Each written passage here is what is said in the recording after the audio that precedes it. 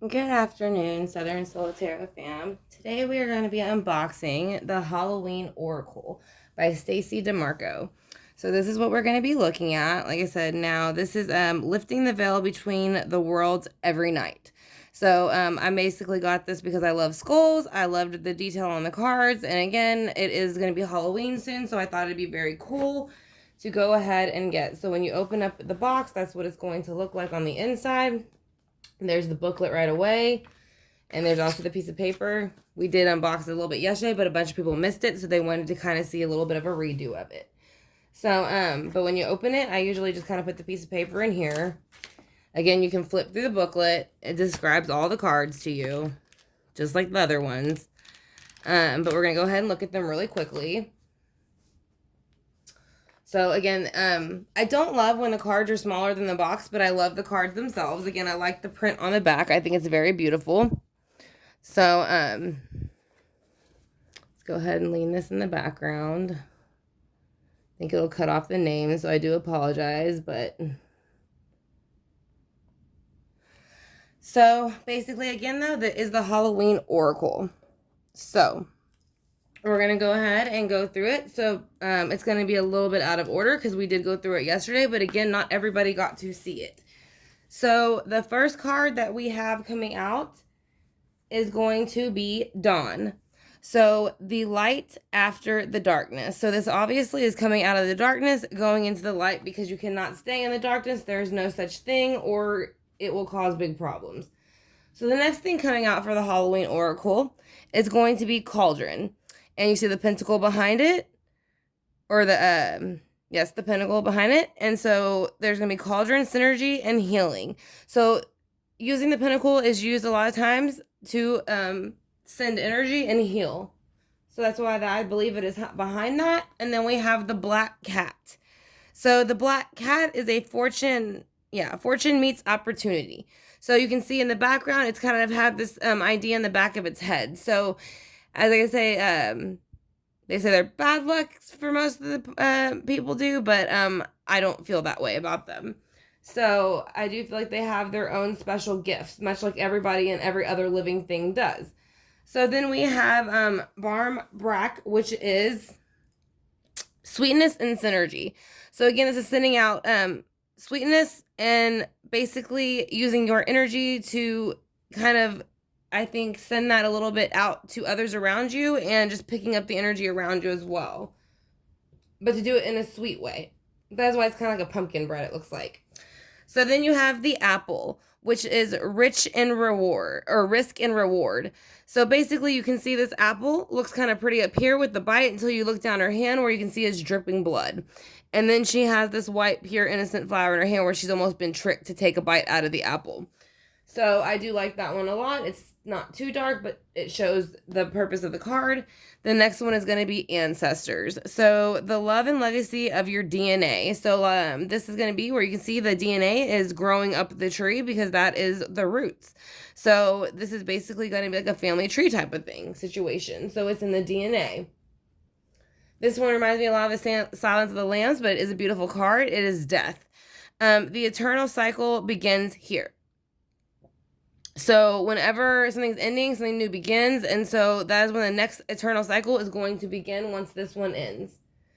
So the next thing you have is eternal love, which is love is love is love. And it is and it transcends physical death.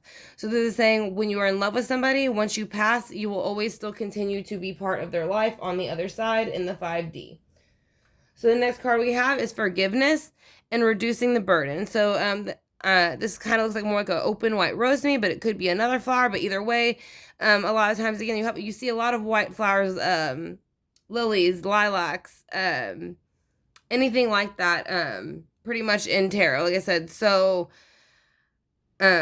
basically they represent pureness, innocence, forgiveness, friendship, all of those things. So that's basically why it is there for forgiveness. So the next card coming out is Ghost, and it is saying that this person is, as a ghost, has regret of whatever happened in their past life, and you can very much see that in their face. Like their eyes are white. So it's kind of like they are stuck in the past. And that is why they are a ghost. They are not able to move forward because they cannot get past what has happened in the past that they might have created for themselves. So the next one is zombie, and it is control. So basically, it's kind of like how zombies would be. They would want control of that person and the area whenever you've seen them on TV shows and things like that. So that is what it's showing. There's a control issue, and it is basically going to lead to something like the cemetery if the control issue or control, whatever's not being controlled, isn't taken care of. So the next one is the witch. So the witch is the earthly weaver of the worlds. So basically, the witch is known to be the one who weaves within the earthly realm in the world. So that is what they do. That is their purpose. So they are to make magic in this realm. So winter, the sacredness of the sacredness of pausing. So this is taking a break. You can see this is a beautiful flower, a beautiful leaf that is fallen during the fall, and it is a winter now, so it's kind of broken off into little pieces, but it's still beautiful and unique in its own way. You can kind of see where it looks like maybe a pond is frozen over, and it looks like the moon's even behind it, illuminating it a bit. But it could be the sun. The next one is going to be werewolf, exploring wilderness. So I would say to go outside and explore more things around you, like grounding, because if you don't, you can get into this state of not feeling like yourself and not behaving as yourself, which can become very dangerous. So the next thing is going to be the veil, which is the future. So if you take this veil off of your eyes, you can then see the future. Until then, you will not be able to see the future, is how I'm going to take that card for my first impression. So then we have the vampire. Emotional intelligence. So, this is pretty much what a vampire is. They are very emotionally intelligent. They know what they're doing a lot of times. And as you can see, she sees that on her face. She knows what she's doing. The blood's dripping down her mouth, and she has the cup of blood. So she is kind of trying to look at you and trick you into thinking that she has your best interest in mind, but it is really her best interest. She's using her mind. So the next one is going to be the underworld, where all things pause and begin again. So I like this one a lot. The pomegranate was used a lot. I know during the time of the Tudors with Anne Boleyn and some of the family before that. I'm not sure if it was just Anne Boleyn or if it was his mother, Henry Tudor, but I know that the pomegranate played a big part in that. So like I said, if y'all have more information about that and you want to leave that in the comment section, you can. But I do know that the pomegranate has, it's something to have to do with life and new start and royalty and kind of beginning brand new. So trick or treat, which is mischief and play. So basically, it is what it sounds like. Trick or treat. It is time to play and not be so serious about everything. So the next thing you're going to have is spider. So community and web weaving. So this is time for you to get out and start to maybe make some connections or try to make some connections with other people. Because that is what's going to move you forward to the next state, which is skull of stars, infinite possibilities, excuse me. So basically, that's what's going to happen when you come out of the spider. You're going to weave your way into going into new possibilities, and that's what you want. You want to always keep growing. So the next one is going to be the skull of light. So this is illumination. So this is when, obviously, this is kind of like your crown chakra almost lighting up, and this is when you kind of connect to source and things that are higher, and you realize that there is something more than us. So that is what that is going to represent. Then you have the skull of flowers, creating through the ashes. So I would say, whatever has gone down recently that wasn't too great or didn't go in your benefit, eventually going through the ashes, you're going to have something beautiful come out of it. Again, flowers grow through the ashes, just much like they grow through the dirt, which is something you wouldn't normally look at and think it's this great of a thing, dirt, but it grows life, it grows food, it grows flower, it grows all these new things. So the skull of darkness, blind spot. So this is saying there's things that are happening that you might not be noticing around you, and to kind of open this third eye up here with this light, enlightening it, so that you can see what's going on that you might not be picking up in this realm. So skeleton, strength. So this is a time to use your skeleton strength and step up and rather, put your foot down about something or don't budge. Of course, it's not putting your foot down, but it's basically acting like what you're made of. Like I said, you're made of something very strong and resilient, so to act that way. And then scrying, which is intuition. So Again, you see the pentagram, like we said, we use this very much, and then you see the crystal ball where you can also use to connect to the other side. But this is saying to use these items to help with your intuition. It looks like there's also a bow in here that helps connect with the candles. Again, we do use candles quite a bit, and you do see a little bit of the purplish, which represents royalty.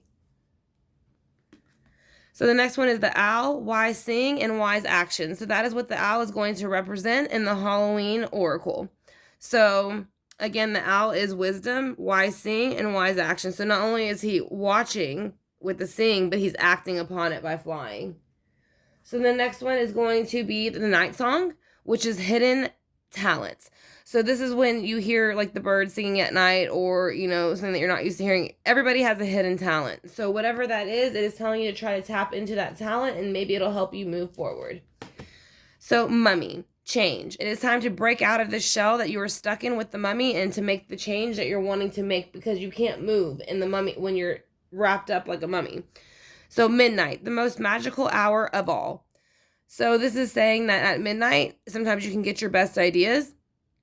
I wouldn't recommend going out at midnight a bunch and getting into mischievous things, but I would say that once it hits midnight, this is when a lot of readers will read. This is when a lot of, you know, things like that will happen, because that is when you pick up the most energy a lot of times. So the lamp, that is going to be something kind of like remembrance. So it's there to not only is it there to remember something, like something of the past, Halloween, you know, what's coming up, what's and what's gone on, but I think it's also there to show you and welcome you, so in case you get lost along the way.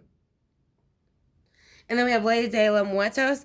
So it's acceptance and equality. So basically it's kind of like the lady of death, I want to say, but it's acceptance and quality. So usually once you pass, you drop that ego veil, and you kind of accept everything around you and the people who are around you, and that's what brings you joy.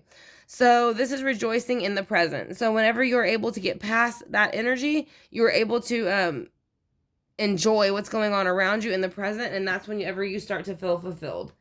So jack-o'-lantern is next, which is going to be protection, which you can see this very much does look like protection. If you were to set this in front of your home, it does show people that you are very much there, active, and you are a part of it. So you're aware of what's going on around your own home. Now, with invisibility, there's authenticity. So this is me kind of like, to me, someone who pretends that they're authentic, but you don't ever see them. You don't ever really get to know them or get in touch with them in a deeper level, the very surface level. So it's kind of like being lied to in a way. So now hearth, which is happiness in our hearts and our homes. So that is what you want. Again, above here, it's not the greatest picture, but it is, like I said, you know, you do want to bring happiness and, you know, into our hearts and our homes, and that will help us move forward. And you can see that's what the warmth is supposed to be here for. And I do believe this is fresh baked bread with the candles. So I said the only odd thing a little bit is the picture, but besides that, it's a pretty good card. And this is the last one, graveyard, unnecessary fear. So this could just be, you know, fearing death, fearing anything, or worrying about something that might happen, even though you don't know if it's going to happen or not. You're just over worried about it. So basically it's occupying every space in your mind. So you might as well be in the graveyard, because your mind is being controlled and occupied by something else. So that is going to be my review for the Halloween Oracle that we just got by Stacey DeMarco. Again, this is lifting the veil between the worlds every night. So I'm going to go ahead and put the cards back in, and we'll read the back to see what, you know, inspired her to write this. And then that will be the end of it. So experience the scariest night of the year every night, which would be Halloween, obviously. Unleash your inner monster and trick or treat your way into a connection with the most magical and scary night of the year, Halloween. So festivals of the dead like Halloween have been celebrated for thousands of years across many different world cultures. So they serve to honor those who have passed and to celebrate death as a natural part of life and opportunity to welcome in a new beginning. So during Samhain, if I pronounce that right, the ancient Celtic festival from which Halloween originates, the veil between this world and the next was believed to be at least its thinnest. And so since the very beginning, so Halloween has been an occasion for effective and potent divination. So a chance to connect with the other side and get a glimpse into your future. So now you can harness the eerie power of Halloween every night of the year, encountering black cats, vampires, zombies, witches, werewolves, jack-o'-lantern, skeletons, mummies, and characters from the Mexican of the Day of the Dead tradition, including Lady de los Muertos. So, exquisite candy, skulls, and very much more. So each of the 36 richly illustrated cards has an accompanying meaning in the guidebook that features rhyming couplets like those used in ancient storytelling, as well as a message of divination for you based on the aspect of the Halloween tradition, and now it is made by Blue Angel Publishing Company. So again, this is the Stacey DeMarco, the Halloween Oracle, lifting the veil between the worlds every night. So I'm going to again say that I love this oracle very, very much. So I would highly recommend it if you're looking for something of the sort. Like I said, but it is very easy to pick up, get in touch with, and I did enjoy it very much. So thank y'all for clicking on the video. I hope that y'all did enjoy the unboxing. Like I said, I'm sorry for the ones who missed it yesterday, but I hope y'all enjoyed this one. So y'all have a great afternoon, and I will talk to y'all soon.